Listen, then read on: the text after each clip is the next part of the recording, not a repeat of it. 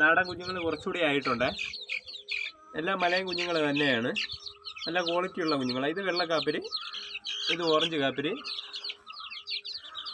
പിന്നെ ഇതേപോലെ തന്നെ 4 ബാച്ച് വരെ ഉണ്ട്. 4 തള്ളക്കോഴിക്ക് ഇറങ്ങിയതാണ്. ആവശ്യക്കാരൻ നമ്പർ വീഡിയോയിൽ കൊടുത്തിട്ടുണ്ട്, കോൺടാക്ട് ചെയ്യണേ.